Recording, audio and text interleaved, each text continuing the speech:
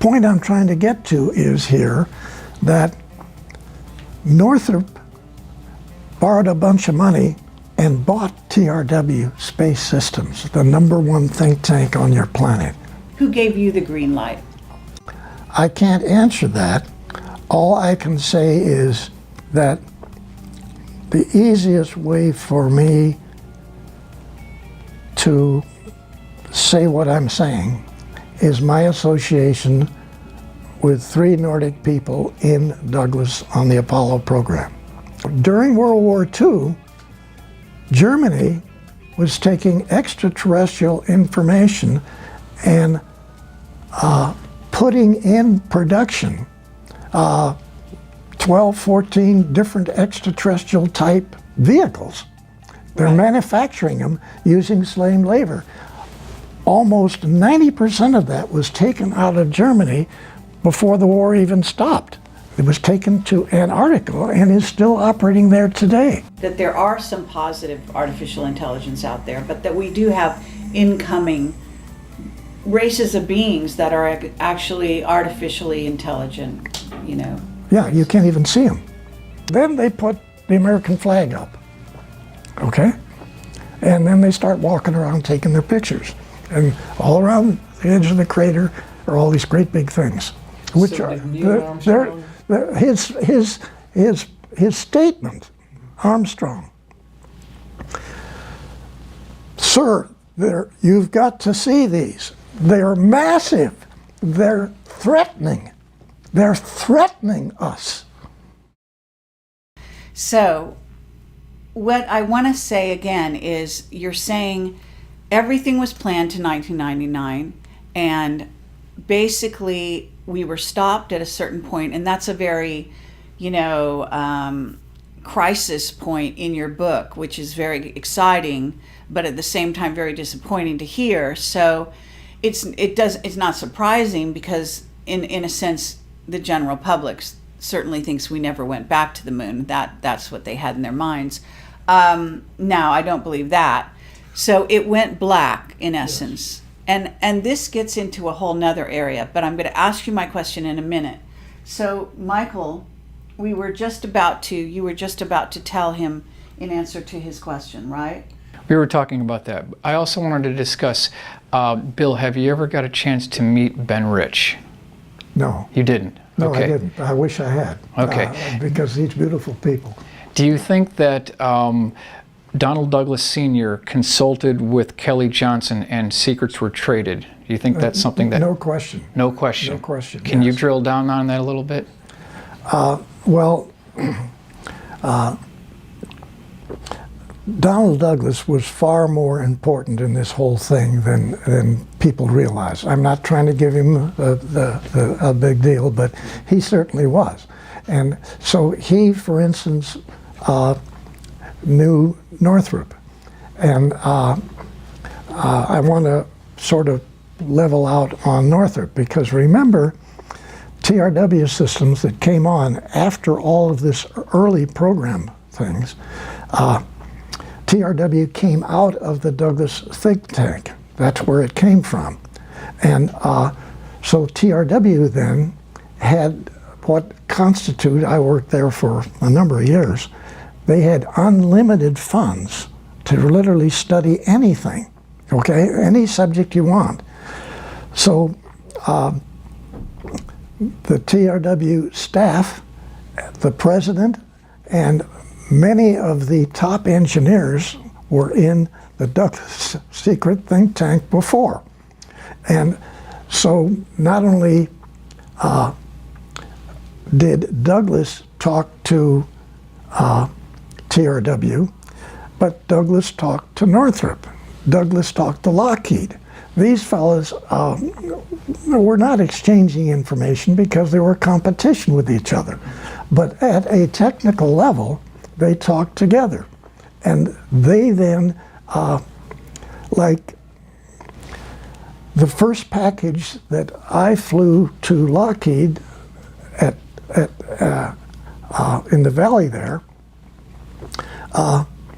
was the first paper that Lockheed had, which formed the think tank. And so collectively, the information was individual for each of the companies that we flew packages to, but there was also coordination between, like Douglas Senior and the top people at Lockheed. And it's not that they were trading information, but they were at the same level diplomatically, and they communicated. And so Ben Rich, what he said before he passed away, I think is extremely important, because he, in one statement, he came up with what the real situation was. And he's leaving that with, okay, it's you guys' next move. It's your next move. This is what he's telling you. It's there. You can leave it, you can back off, or you can participate. I think those words were unreal, truthfully. That's sort of a box of the whole situation. And those guys in the Skunk Works at Lockheed were right on, okay? Now, I did work for Lockheed 3 different times. One, I worked for Nav Space. I was working for Nav Space in a facility inside of Lockheed. I delivered documents to Lockheed, actually 4 times, and I worked for Lockheed 2 other times. I actually worked as a research wind tunnel model expert. Okay, so and that was the first time I actually worked for Lockheed. But I had delivered packages to Lockheed 10 years earlier, and so my participation with them was then different than my participation with Northrop, because I actually worked for Northrop for 2.5 years. And the point I'm trying to get to is here that Northrop borrowed a bunch of money and bought TRW Space Systems, the #1 think tank on your planet. Holy cats. I mean, this is wild. Northrop borrowed some money. They went to Virginia. They bought the U.S. Navy's shipbuilding company that builds aircraft carriers. A massive #1 facility on the planet that builds aircraft carriers. Now listen to this. What did they do that for? So they could take their engineers, crawl all over aircraft carriers, look at it, and figure out how to make a 790-foot aircraft carrier into a kilometer-long spacecraft carrier. What better tool could you buy? Wow, I think that when we address all of these things that the different people have done, it's mind-boggling. I mean, it really is. And you Okay, well, what about Boeing? Okay, Boeing is also involved with building, And Rockwell. and Rockwell, building spacecraft carriers. And Rockwell, And also what we call, I'm gonna say something here, because I worked on a very short term assignment for, I think it was Boeing, and I was working for the top guy, and they were gonna be designing these, I don't know if it's, I'm not good with this stuff, but F-35 or whatever kind of plane. yeah. And all of a sudden, they designed a Starship Enterprise, and they took the whole division, and like in 2 weeks' time or less, and that aerospace, they move very slow normally, at least in the public domain. They packed everything up and they shipped it all down to a location somewhere like Redondo Beach. I don't know where it was, further south, like maybe even further south than Redondo Beach. And they took some of the employees, and I don't know about all, but I mean, it happened so quickly. But I was working for the top guy, so I know that that's what they went to build. Fabulous. So, Ties right in. Perfect. Yes. yeah. So you're right on it. And you know, and it was exciting because they were excited to be packing up and going to do this exciting new project. And I almost, wished I could go with them, Right. But of course that wasn't my line of work. Yeah. But yeah, so I mean, it's fascinating what goes on. Now, what you're basically describing, though, is a secret space program that went secret kind of like gradually in a certain way, because some of this stuff was out in the public domain, right? Yes, it was. Yes. And yet the secrecy became more and more dense over the years. And I know a lot of people are puzzled by that. So have you got an evaluation or a critique of how the secrecy got so tight? Is it the infiltration of the reptilians and the fact that you've got Nordics on one side, reptilians on the other, influencing the program? Well, that's one of the keys. Yes. And then you have the Dracos influencing the president of your country. So this... Okay, so are we talking Eisenhower, Truman, who are talking, all of them? Yeah, all of them. Really? All of them. Yeah. Okay? And all I with... thought the president doesn't have any real power. Does he? He has some power. Much of this was kept secret from that level. Okay? But MJ-12 is behind the scene, orchestrating a lot of this as well. And you're saying this guy Douglas is part of MJ-12 in the Yes. early days. Yeah. Right. So he's very instrumental. Yes, and actually for him to talk, two of the Navy admirals and two of the Army Air Force generals to put together the most advanced study group on the planet and put it into a secret tank inside of Douglas Engineering. I mean, yes, it separated several years later, but Douglas put this together himself based on the Los Angeles event. Right. I mean, this is staggering. Was Rand around during that time, or No. was that after? Rand came out of the think tank. Oh. Actually, there was this divorce that I talked about So in the you have book. TRW and Rand? Was it like that? Well, Rand, because of manufacturing taking over all control of Douglas and removing it from Douglas Sr., okay, they did. And so they didn't want any of this extraterrestrial stuff in their company. They wanted to make airplanes. I don't want them even here. So them finding out about this secret thing blew the whistle. So RAND was formed inside the secret think tank at Douglas.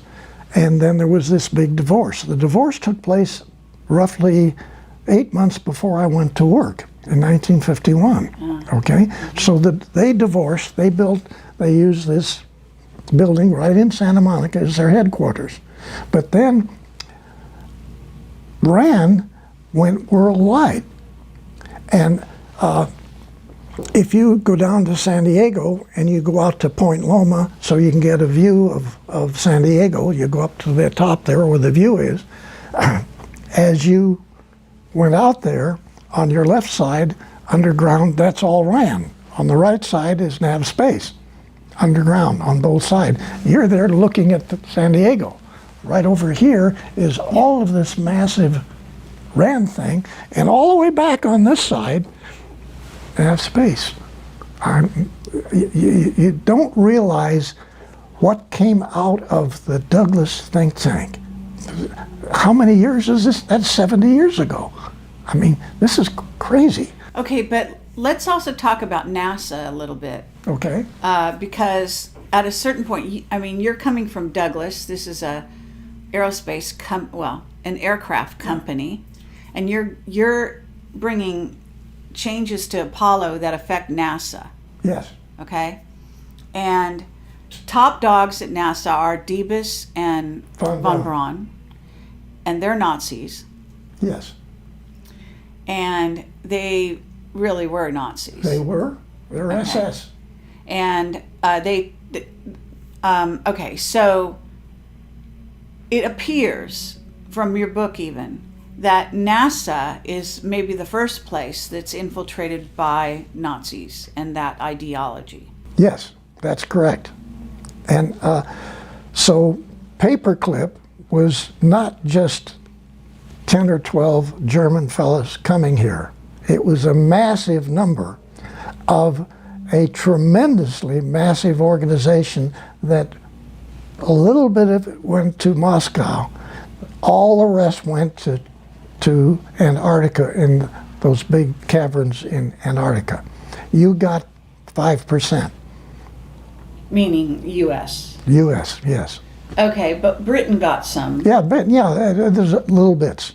Okay, we, von Braun and Diebes, were both principals in that organization in Germany, and so you say, well, we got good ones. There were other good ones too that the Russians got, and many of them were still managing construction of extraterrestrial spacecraft carriers, which were being built underground in Germany during World War II.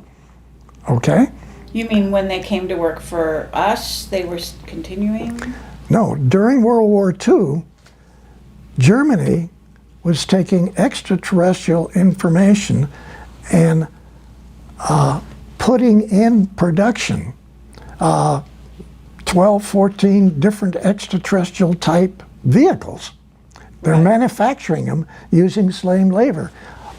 Almost 90% of that was taken out of Germany before the war even stopped. It was taken to Antarctica and is still operating there today. Right. New Berlin. Yeah, Yeah. unbelievable. Right. Unbelievable. So is that why John Kerry went down to to Antarctica while we had a presidential election being held? Okay.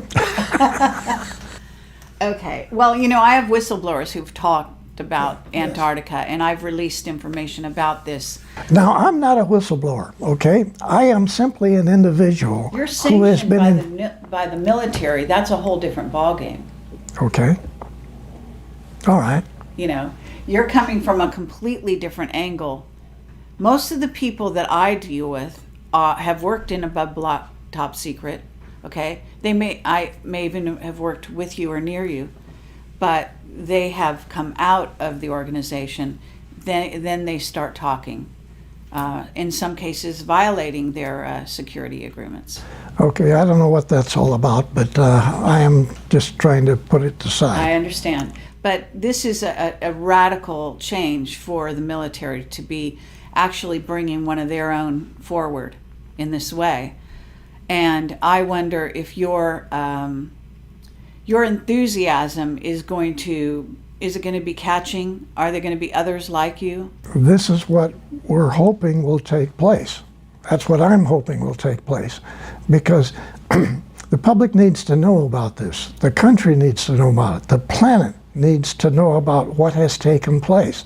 And we've been lied to. I say this over and over. We've all been lied to for a minimum of 6,000 years.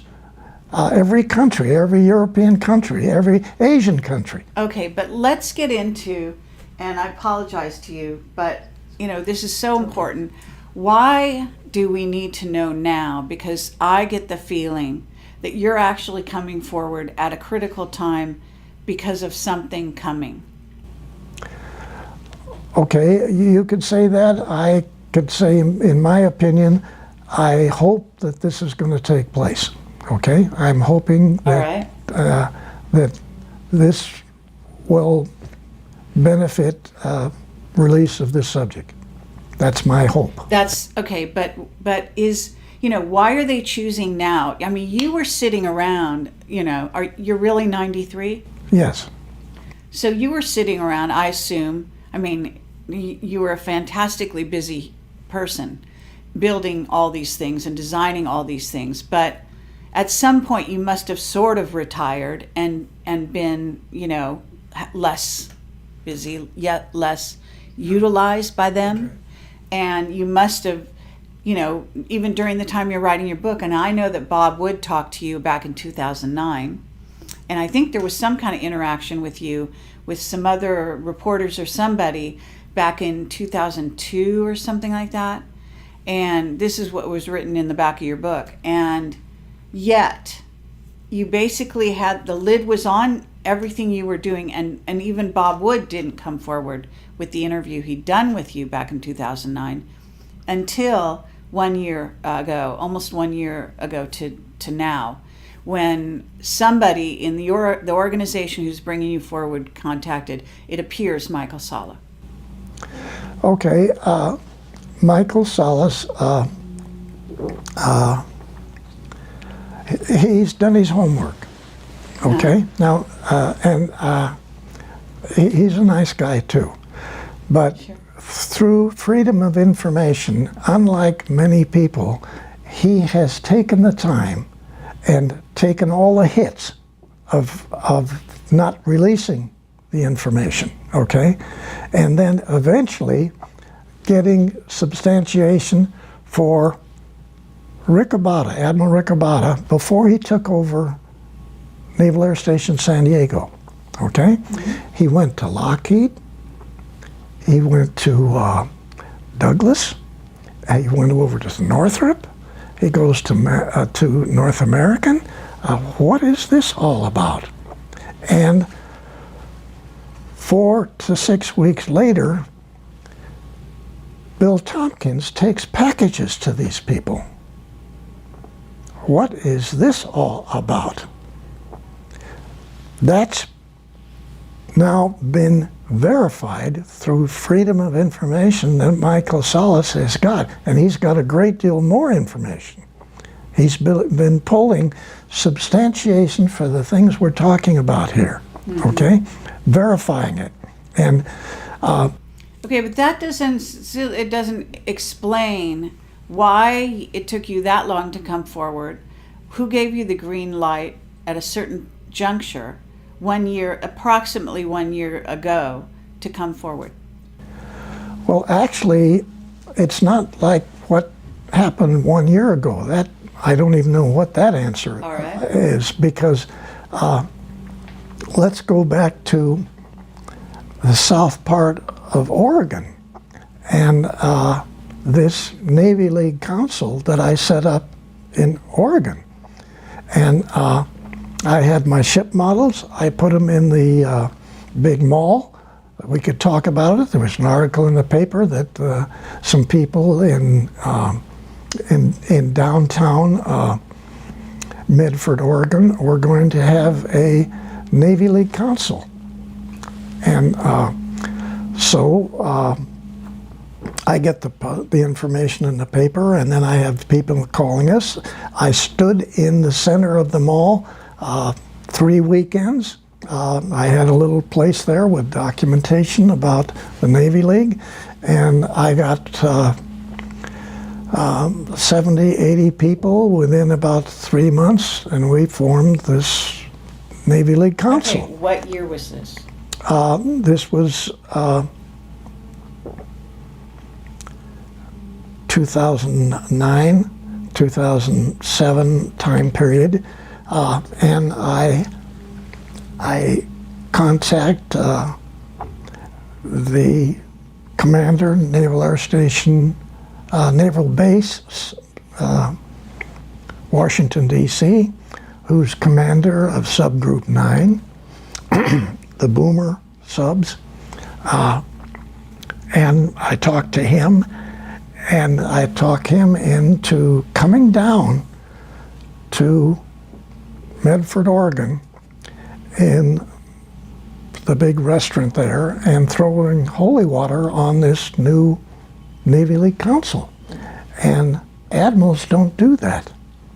Admirals don't do that. Maybe a lieutenant does, or maybe a commander, or a lieutenant commander. Admirals don't do that, okay? Don't ask me how that happened. Somebody threw a little bit of whatever, and this admiral, who has a fantastic background himself on the subject, So we talked throws about holy water on Navy League Council in the Boondocks down But in. are we talking Bobby Ray Inman at this point? No, we're talking a different guy Another one. entirely. A Yeah, different admiral. yeah. Can we know his name or not? I'd rather not put it in now, but right. I'm just saying. So No, you came up. what I need to say to Yeah. you and to help you in your understanding here, again, for whatever reason, I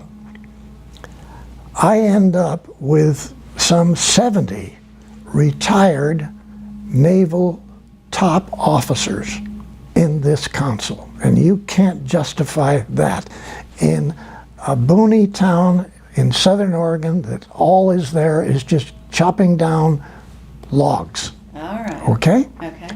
Now, I can't give you the answer. I can't give you the answer of why just south of Medford there's a mountain. And there's a mountain there where all of these Navy officers, most of these Navy officers are in business who they have their own airplanes. They fly all over the United States and Canada. They see UFOs coming south, coming from the east, going into the side of this mountain, This isn't Mount Shasta, is it? Mount Shasta. It is. Okay. And so they take their airplanes and they fly collectively, 7, 8, 9 planes, trying to find the door. And they don't find the door. And then while they're doing this, 2 of them come out, Right. just next to them, fly right past their airplanes. Pretty awesome. Oh my Yeah. gosh. What did you say? So what are all these, how, You know, look, you're in contact, even to this day, with Nordics. You're being influenced. You're being communicated with Telepathically. Yes. Okay, so that's what they did. They basically kind of telepathically said, "Hey Bill, this will be a great idea for you. You'll go down. You'll start this association, and if you build it, they will come." Right? And they did. Yeah. Okay, and they did, but I can't justify, okay? Why in the world would we have that many top off? One is at a Marine general. Yeah. We had 7 captains. Well, I can help a little bit with this because as a psychic, whatever you want to call it, I can say that I did go to Shasta and I was communicated with by the Telos people who had told me it was extremely sad story about how the reptilians had taken over Shasta and that their whole civilization was at risk. So they perhaps were sending out the, signal, and this was in 2010. Mm-hmm. Okay. And so we're pretty close in dates here Yeah. as to when your thing happened. So you were kickstarting the whole operation. Right. Yeah. Okay. Yeah. And and that was very moving for me and very shocking. Very shocking. And it was evident also in the terrain. You could actually see there was a frequency fence of some kind that had been put up in that area that was actually killing the wildlife in Yes. the pine trees and everything. You could see everything was starting to die. Yeah. Which, But I have to say, it's really almost laughable that you have all these Navy officers. They're all in business, which requires them to have an airplane. They fly. They're talking back and forth between their airplanes. One guy's coming east, the other guy's north, and one comes out of the mountain here, another guy comes in on the other side, and then actually when 2 of them are flying together, they come right out and go between the 2 airplanes. I mean, this, and then you say there's no UFOs, okay? I mean, to me, well, I don't say there's no, I'm being facetious. Yeah, I know what you mean. We collectively say there's no Yes. such thing as I extraterrestrial. mean, it's, yes, of course, and that's back in the ABCs of Yeah. this whole subject matter, but amazing stuff, really, it's just amazing, and so that does answer some of my question in that small way, Okay, of yeah. how this thing germinated to where we are now talking today. But Michael, I know this is jumping back a bit. That's okay. That's all right. I'm But- okay. Did you get your question answered about the moon? Yeah, I think so. I want to just kind of get back on that really quickly. Bill, when Neil Armstrong and Buzz Aldrin landed at Tranquility Base on July 20th of 1969, were they given foreknowledge of what they were going to find when they got there, or were they just flying blind and they They saw? sort of had foreknowledge. Let me tell you why. Okay, we talk about these. You've heard their comments about, oh my gosh, there are other crafts out here. This is before you get to the moon. They're flying from here to the moon, and so then they describe some of these. Okay, one or two of the very large kilometer or 2 kilometer long spacecraft carriers came in from one side of the Apollo control module. So the Apollo's coming here, this vehicle is coming in like it's going to go exactly into the vehicle, our vehicle. And of course it makes the turn, and you essentially get the feeling you're being given the finger, okay? So you go on, you make your rotation around, you get all set up and to land. And so as you're landing from down behind the crater, these vehicles come up and park. Okay?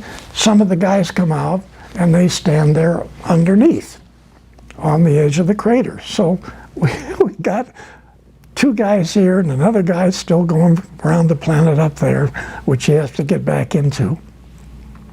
And they're doing their thing. Well, again, they didn't put the flag up first. They put up a Freemason flag, and then they got this great Freemason plaque, which they put down, and the Freemasons take over the moon, right? Okay, that's what the plaque is for. With these reptilians watching, Yeah, yeah. And so not now interfering. then they put the American flag up, okay? And then they start walking around taking their pictures. And all around the edge of the crater are all these great big things, which So are did Neil Armstrong- his statement, Armstrong. Sir, you've got to see these. They're massive. They're threatening. They're threatening us. Wow. Did Neil Armstrong take motion picture film footage of these vehicles? Yes. He did. Yeah. Okay. And what do you think was the talk inside the command module when they redocked with Michael Collins? What do you think Buzz and Neil told Michael Collins? What was that discussion about? Oh my God! Yeah. First of all, okay, really, because this is totally. Now, remember, we had sent up vehicles with cameras on them to go around the moon to try to figure out, all of the requirements, not only for the selection where the landing was going to be, but try to come up with some sort of a feel of what our situation was going to be when we got there, okay? So that's all been going on before. So we have seen and we have photographed structures on the other side of the moon. And next to those structures, a ways away, are foundations of many different buildings that are there. So we've already photographed. We knew that. Okay, well, I'm going to go back even further than that, though, because we know the Nazis had been to the moon, right? Yeah. You admitted that, and not only that, but one of my witnesses, Mark Richards, is Captain Mark Richards from the Secret Space Program, from Space Command. He is a Navy. He was a Navy officer on the side of the Navy, and he was. I don't know if you've ever heard of one of the craft that he was famous for flying, which is called Minerva, which is an artificially intelligent craft Vehicle. That very few people can apparently even interact with, let alone drive. Yeah.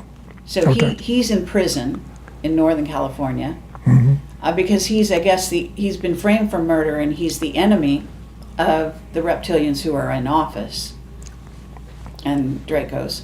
But he said that by the 60s and early 60s, we had a base on the moon, even though we'd been told no, we couldn't.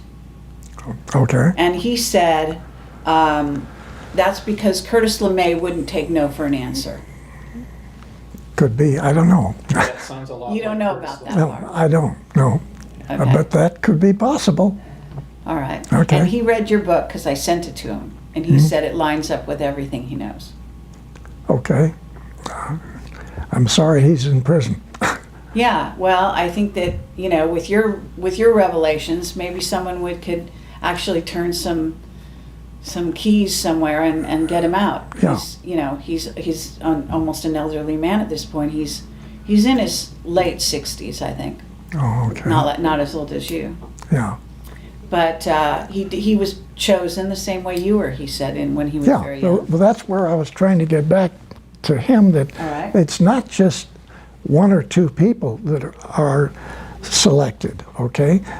There's hundreds and hundreds of these people actually all over the planet. There's Russians too, and there's Chinese. And so, but unfortunately, not making this nice, some are on their white hats, and we like them, but we've got a lot of people with black hats that are selected to implement whatever. And this is a real problem. And you can't cover this part of it up and just say, I don't believe that, okay? Oh, yeah. We are stuck with situations, plural, not one, but situations with which we don't have control over. And we are being used, we have been being used, and I hate to say this, but we're just a laboratory for them. Stop and think, that's not your moon, this is not your planet, and they own the planet, and we are their lab. We're their laboratory, and they're associates laboratories, other extraterrestrials Right. coming in, doing their agenda. Yes. And- And this has been going on for eons, and we know about this, but I have to say, there is a reason for all of this. And Yeah. I want to get to this idea that the Nordics are coming here. Mark said the same thing to me.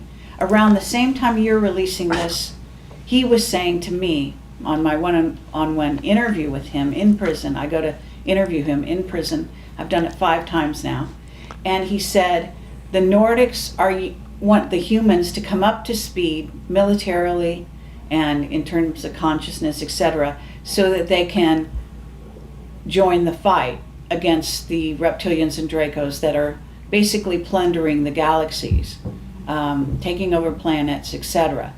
And you've said something very similar to that. Yeah, I have to agree with that. I'm just saying that this is our situation, and it's And our military is very aware of this.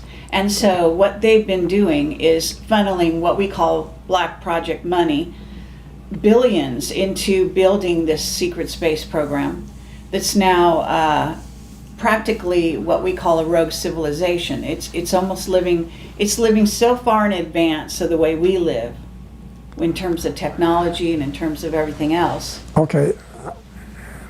Adding to that, you have Solar Warden. People don't believe that we have Solar Warden, okay? I believe it. Yeah. Okay, but it is 8 Navy space battle groups with destroyers, cruisers, other vehicles, support vehicles, transports, trucks, all kinds of stuff. They're operating off of Nordic bases, okay? Their families, their children live in Nordic facilities. They go to Nordic restaurants for food. Just like the 6 people in Lockheed, which are here, working, or they have their own facilities in an area in Burbank. Those 6 fellows have wives and children. They're in the public schools there. They go to restaurants and they go. Nobody knows their And tricks. the manager of that 6 group, they are. They have their own mission, which again is talking about this region of the galaxy, this arm, and so they could just as well have been on board the moon facilities, but they're local. And yes, once in a while they help the skunk works, but that's not their job. They're not contracted. And okay, he lives 3,700 comparable years, and so do the children, the wife. Okay, the children go to the schools, but every hour they put in class, they're being taught telepathically their own information, because they can finish a 4-year college degree by 9 years old. Okay, and they're right here in Burbank. Now, yes, we've got all this other stuff out there too that's being operated in the same manner, and those people are they're not necessarily here as a contract to help Lockheed, but yes, they do once in a while talk with the skunk works, make side issues, make side suggestions. So, Okay, but what about you? Because you're 93 years old. Were you not offered to live 3,000 years, or did you? What's your relationship with them? Are they just giving you upgrades so you lasted even this long, or are they gonna allow you to leave the earth and leave this body, this vehicle, and go back and join okay, them? let's talk for a minute about extended life. Yeah. Okay, now extended life didn't start here in the United States last week. Okay, extended life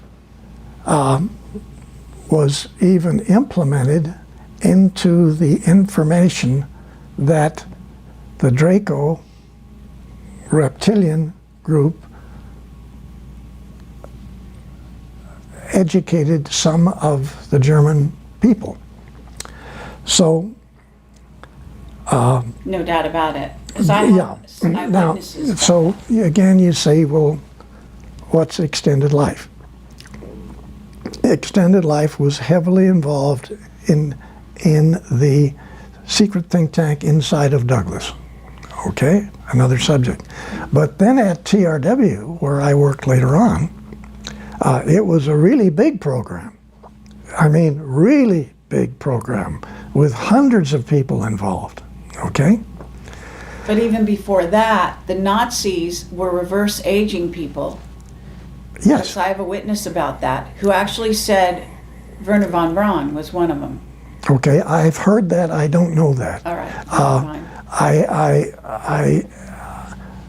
Dr. Debus, all I got was he shaked his head. So I don't know that when that came up. Shaked his head no or yes. No.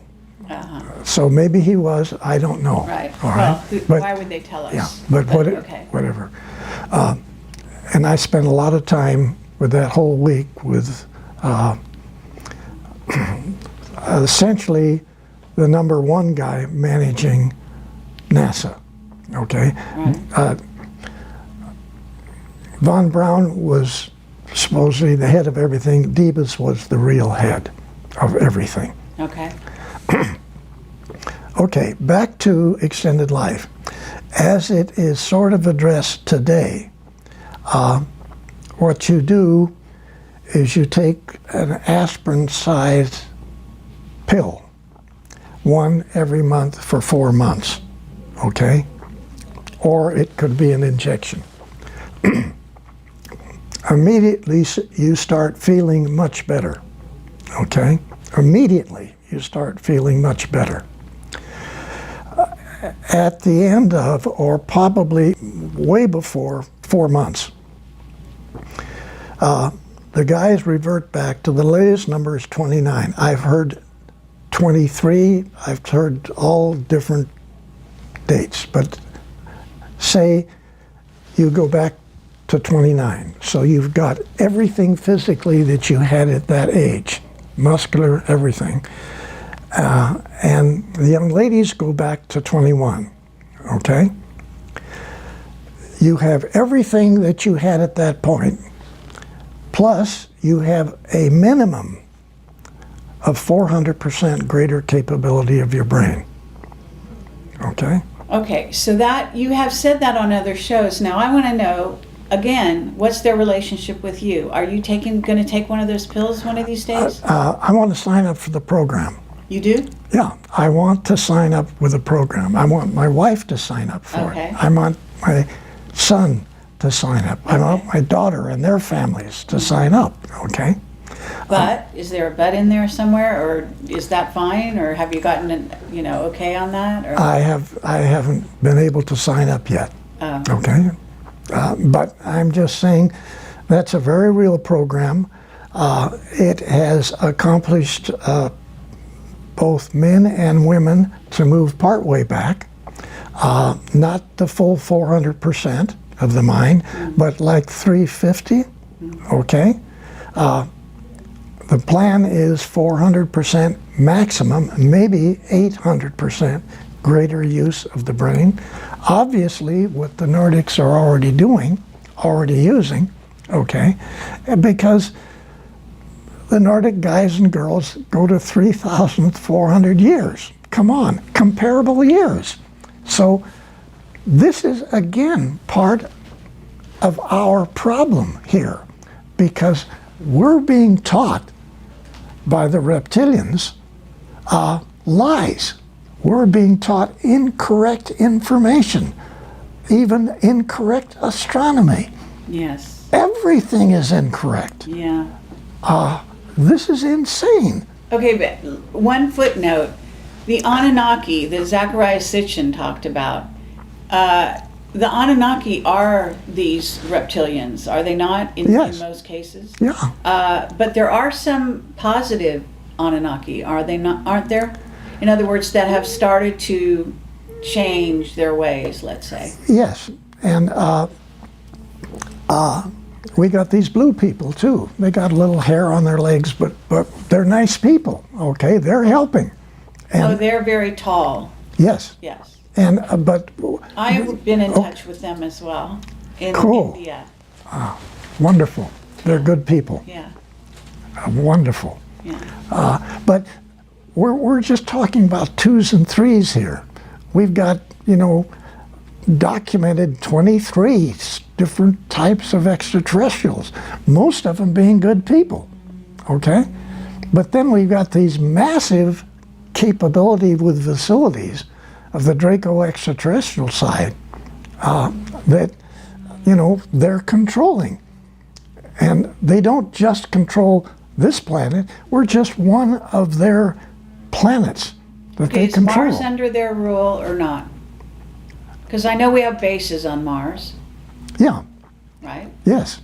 And so, one of the whistleblowers out there says there are wars going on because there are different bases on Mars between those bases.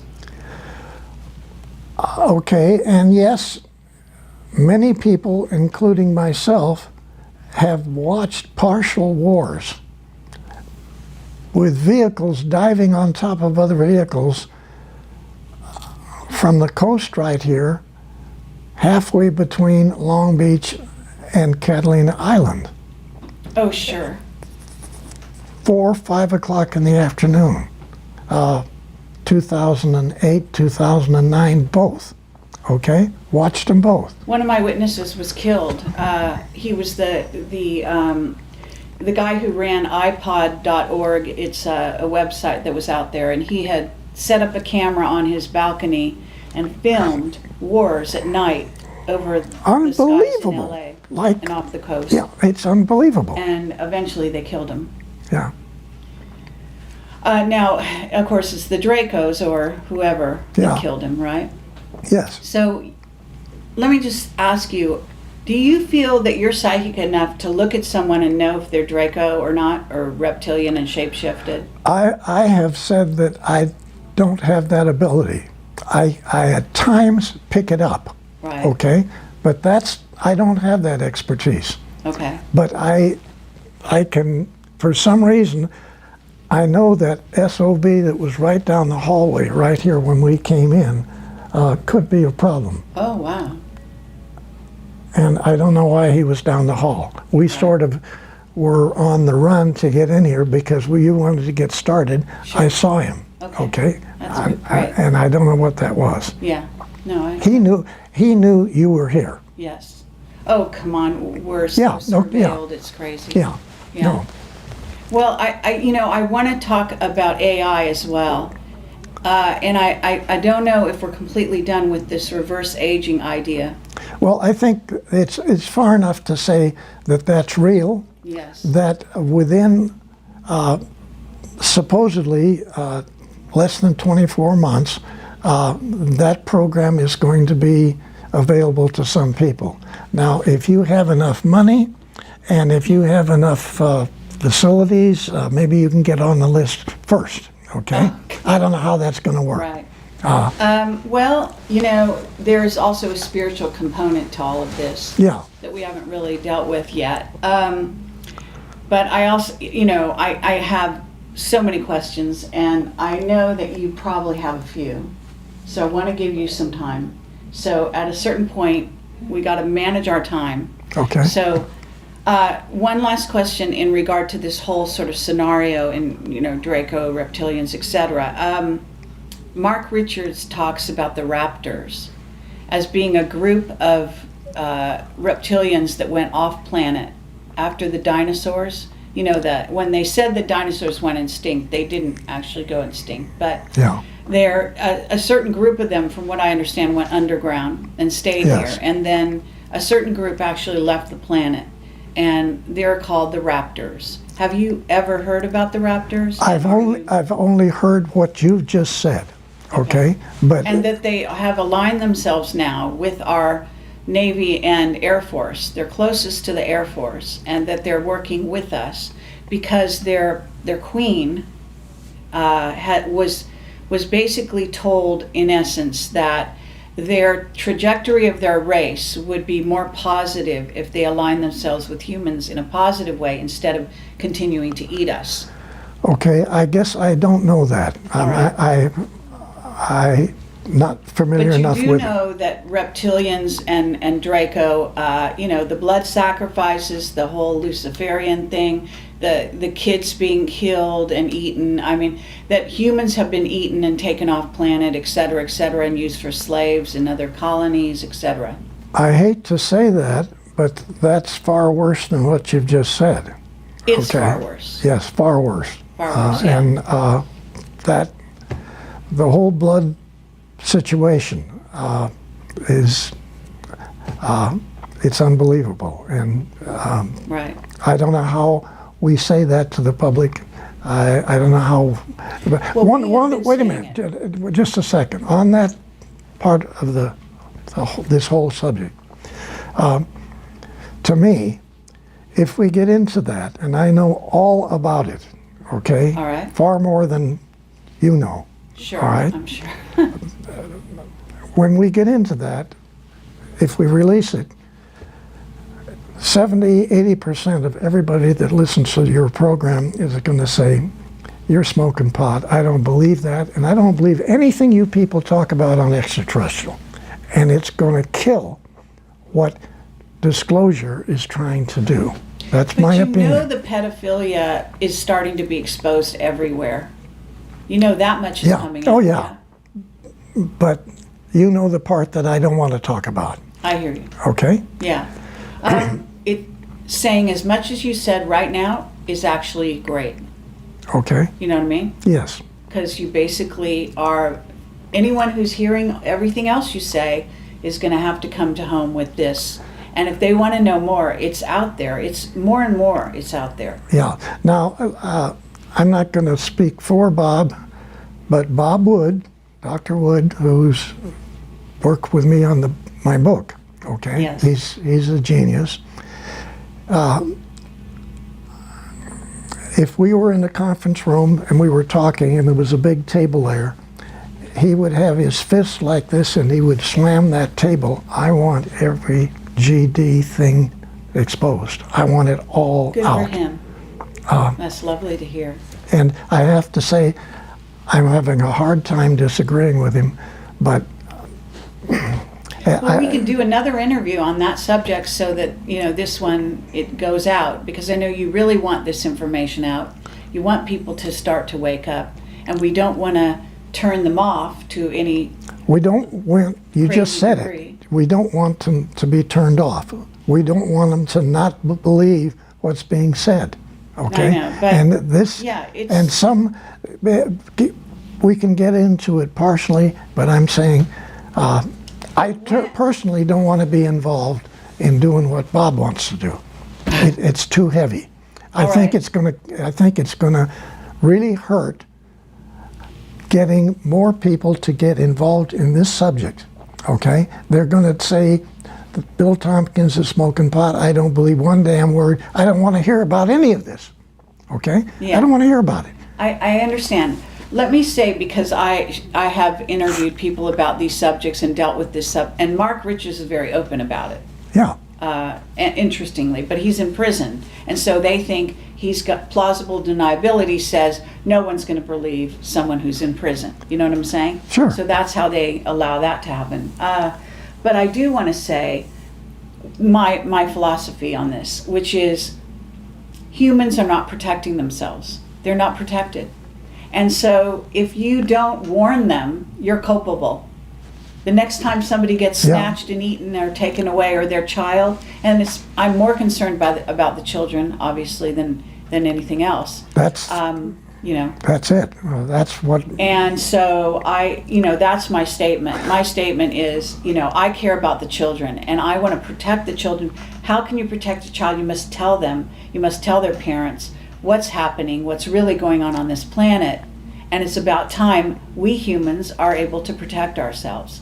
Yeah. There's a lot of New Agers out there who want nothing but to believe that there's ETs, definitely, but they're all hearts and flowers and good guys. Yes. And this is such a dangerous thing to put out there, because again, you get humans that will not be able to protect themselves. That's And also not understand, some people get the wrong idea about Camelot, but I'm actually in favor of the military. I know it sounds crazy, but I actually understand that we have a lot of military that are putting their lives on the line Yes. in a daily basis to protect humans that have absolutely no idea that they're in danger. You're right. Absolutely. I agree. And that's got to change. Yeah. It's got to change. Yeah. So, I realize that people have no idea what a brave man you are. Oh. You are, I just wanted this statement made on my interview here, that the courage that it takes to actually do what you're doing right now is phenomenal. Really it is. See, I can get away with this because I'm a journalist and I can say anything and people will say, she's crazy, and just not listen. But someone with your stature, with your reputation and your documentation and where you were and where you come from and all of that, this is substantial. I don't think people can ignore you. I don't think they can. Well, I sure hope they don't, because frankly, we need help. Yeah. We need everybody involved in this. That's not a lie. We need help. Yes, absolutely.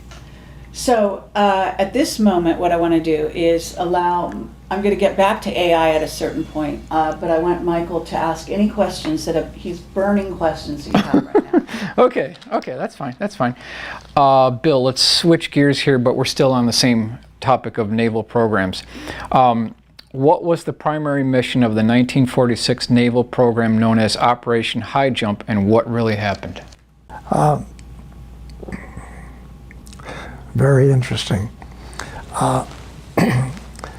Essentially, the World War II had ended.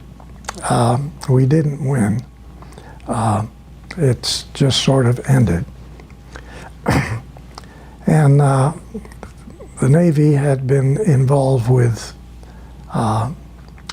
the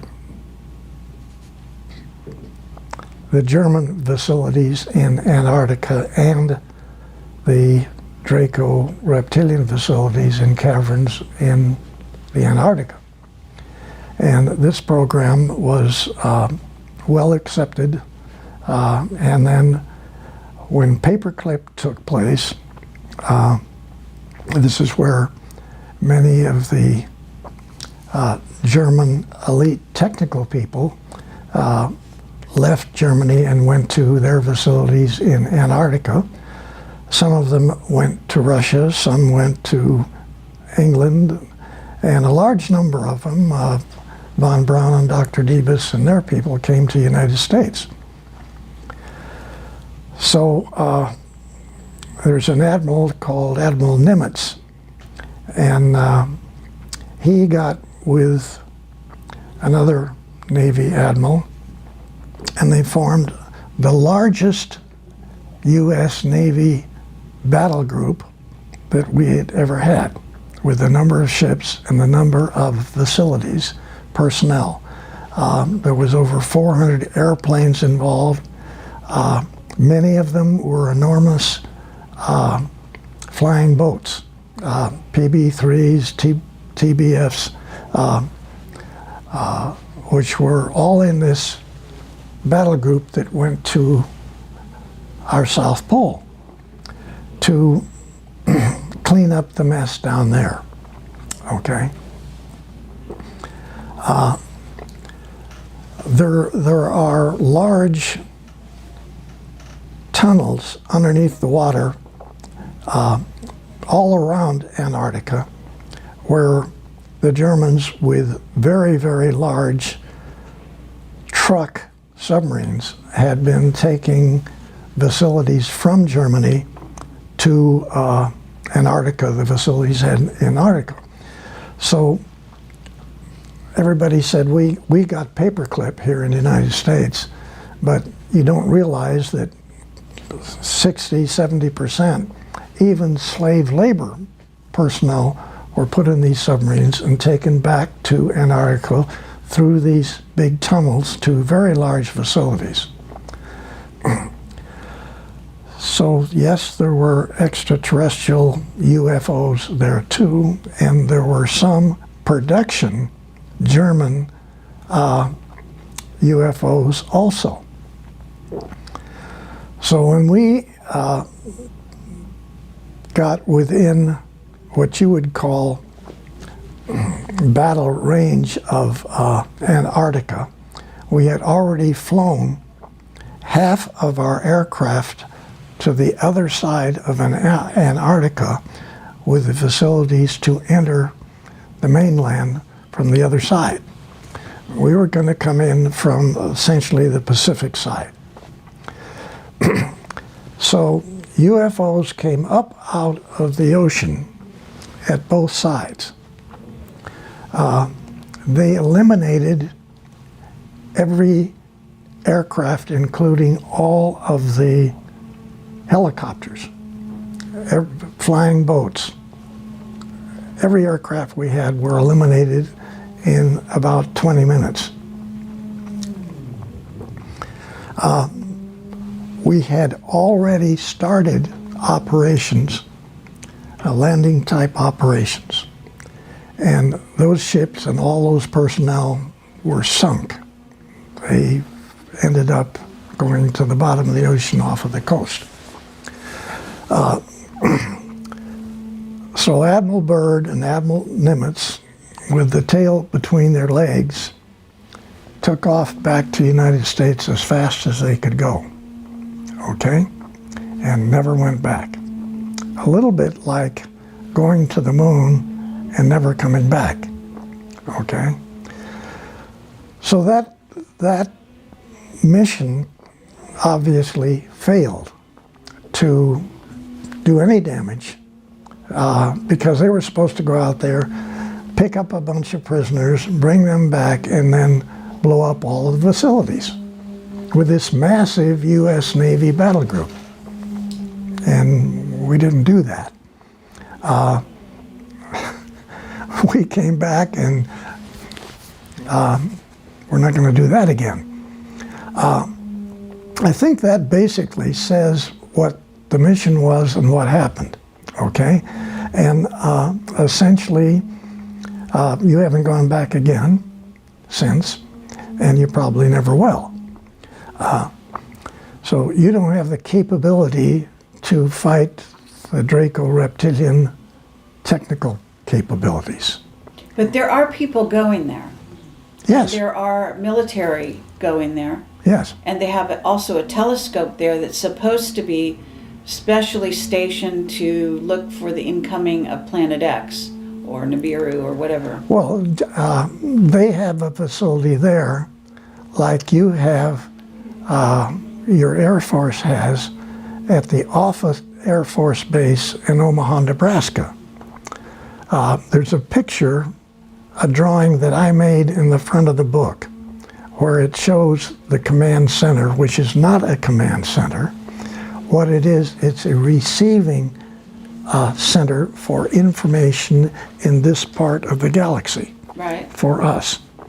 And then you have a separate command center that the Air Force has in that big mountain range. But the one we're talking about is like the Dracos have that the SS still uses, which is in Antarctica, and it's a controlling area of incoming vehicles that are not German or primarily not reptilian Draco type facilities. They could be Nordic, and they don't want the Nordics there. So that telescope facility also has much greater capability than any telescope that we have, and we just had in the last couple of 3 months found out that there are 2 trillion galaxies out there. Wow. So we got better capability as far as we're concerned. The ones that the Draco reptilian have in Antarctica is much bigger than that. Wow. Okay, but how is it that the humans are they do go down there? Are you saying that the ones that are allowed down there are Draco or reptilian, or are you saying that they allow them to come and go because that's some kind of treaty or arrangement? Well, it's just a arrangement between what was left of the SS and the people that are working in Germany on extraterrestrial vehicles. They have them in production. Still. Today. And you went down there to clean that up, and you didn't win that battle. So there's still communication with even humans from here to Antarctica, and you have Draco reptilian guys running your governments of every country on your planet. Every government. There you go. Wow. That's quite a statement. Does that answer your question? That answer. I'm sorry. It's not what we want to hear. No. Okay. Not at all. Okay, everyone who watches this is going to want me to ask you about Nibiru, the return of Nibiru, Marduk. You know who Marduk is, and Anu, and all of that. These are the head Anunnaki. Do you think that are you able to talk about a return of a planet, or is it a planetoid? Is it a Dyson sphere? I'm going to have to say, I'm not familiar enough, other than the title, with that operation. So, frankly, I can't help. Okay. That's not my area. All right. And I know about it, but I know of it. Okay, have you been told, let me ask you this. Mark Richards says we're about to start earth changes in a sort of a more major way. What I notice about earth changes is a lot of times they're orchestrated and they're created by, by men or Dracos or reptilians. And that they're supposed to start here at, the beginning of 2017. And Camelot was always told I've been doing this for over 10 years, that 2017 was sort of the kickoff date for a lot of so-called earth changes. So Okay. have you heard that? Let me talk a little bit about a different involvement of that. All right. Okay. I had a cousin is Walter Handon in our family here, who was 3 years older than me, about the same age as my brother. And after, say, 1933 time period, we were just kids living in Hollywood. Walter's house was, he was the only child. His dad worked for the railroad and didn't make much money. And so they rented a house in Hollywood, which is what we did. Nobody had any money. And so they didn't have any landscaping in the front or the back of the yard. So we kids would, in the afternoon, after school, we'd get together and dig holes in the dirt in the backyard.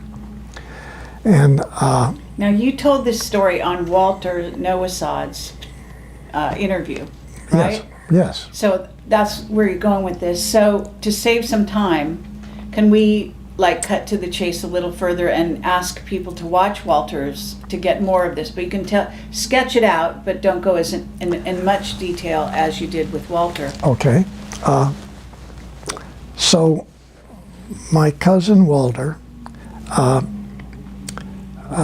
became a geophysicist, astrophysicist, was later dean of Texas M down in Houston. One of the 5 top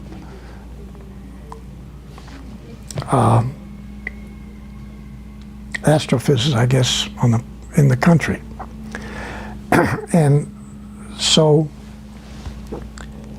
he continued to come to California, and he would stay with us. We were living in San Fernando Valley, and I was working at TRW, and he was a consultant to TRW. And so TRW had astronomy and every other technical field going, with many different sub-laboratories working on it. And so we were very, very aware of the problems geologically with planet Earth. And this gets into not just Noah's problem, where he had the flood and he took care of it quite well, but there had been 7 floods since Noah's flood. And one of those was really bad. But what takes place here, and is a little hard to visualize, way back, the planet only had one continent. And as we know, those continents, well, the planet was trying to fix its uneven rotation. So the planet separated into different continents. So what's taking place since then, on every so many years since that took place, 2 major things take place. Well, 3, I'm sorry. One is that every so many years, the planet has literally dozens and dozens of volcanoes all running at the same time from Alaska down the Pacific coast to the Pacific coast of South America. They're Ring of Fire, what's called. And they have these continuous volcanoes all going. Fouls up the atmosphere on the planet to where a lot of people don't make it. A lot of fish don't make it. Now, then separately, we have this situation where we have earthquakes. Some of these are really bad. Then the third thing is the real problem. Today, as we're talking, the Pacific plate is climbing up on top of the American plate, which would be United States, and it's getting ready to push it down into the magma. And the same thing will happen in South America too. It'll climb up over South America and push the Andes and everything on down into the magma. So not too many people live through these kinds of events. So essentially, planet Earth is not a really choice place to live from the geology standpoint. We know that there are hundreds of million galaxies out there. We know that there's millions and millions of stars in our own galaxy, and that there are millions and millions of other planets which are at supposedly the right location out from the star, not too close in, not too far out, rotating, which produce unbelievably 2 and 3 and 4 times the size of Earth, total Eutippides, unbelievable planets, unbelievable atmosphere, gorgeous places to live, okay? So when the people in the secret think tank inside of Douglas were doing their studies, they came up with a thrust to review the geology of the planet, confirm the situations with the support of the Nordics of moving people off of the planet to other stars, planets that the Nordics are very, very aware of, and live their utopian lives. Okay? So when you look on page so-and-so in that book that I wrote, Selected by Extraterrestrial, you're going to see a detailed drawing of a 17-kilometer long space transport, which came out of one of the many designs of extraterrestrial type vehicles for the U.S. Navy. Okay? Now you have to ask the question, what's the relationship of the geological part of the planet and the fellows that were studying our problem here, which of course was extraterrestrial, but then it's also geological. Wow. And so these two things were put together a long time ago. And yes, you got nice suggestions by your cousins, the Nordics. Look into this, gentlemen, ladies and gentlemen, look at it. Take a real good look at where you live, and what is the next date for either one of the 3 problems to hit us again? Okay. Oh my goodness. What is it? We're overdue. We're overdue for that day. Unquote. Okay. Now, my cousin, Walter Handon, was in on everything that I just said. He was the top expert to the most advanced astronomical space think tank on the planet. Okay? So is he still alive? No, he passed away quite a few years ago. Oh, Real nice guy. right. he and I brought this stuff back and forth just continually, and for him to be consultant of the company that I'm working for, that was really beautiful for me. Well, may I ask why, can the Nordics help somebody like that before they die, or is that a choice? I Or think. are you sure he died and didn't just go to another planet? Okay. There again, a lot of people don't believe that they have many lives. Okay. Some have more than others. Oh, okay? yeah, absolutely. I But believe we it. don't just die here and that's it. Sure. Okay, and we've got a whole lot of other stuff we got to do.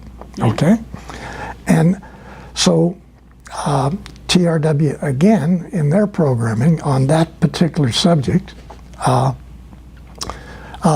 actually told John Walder almost the date that he was going to step out, Oh, okay. and told him which of 7 different previous lives he was going to relive. New versions of. Oh, uh-huh. And I thought that was kind of cool. Right. Now, I can't prove that. I'm only saying this is what he tells me. Well, it makes And, logical and sense. I'm saying that I personally, my wife and I, our family believes that, this is only part-time here.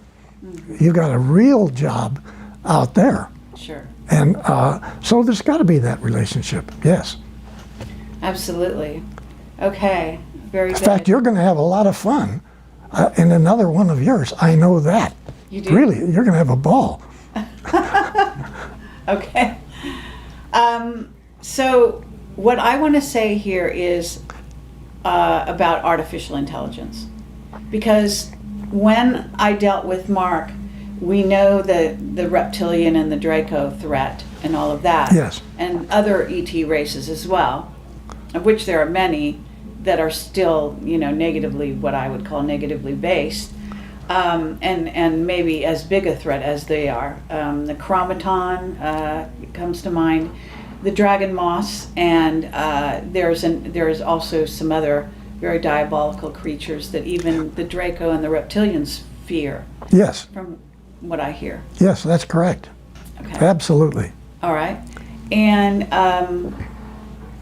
what about artificial intelligence?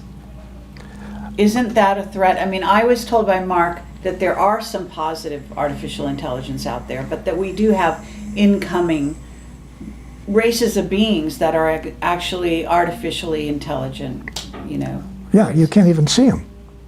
There are some invisible ones, yes, he Yeah, said that. you can't even see them. Intelligence. So you've dealt with this? Yes, Yeah? no question. And maybe not 1 or 2, maybe like thousands. Oh, really? Okay, with agendas. Yes. And unfortunately, again, both pro and con. Right.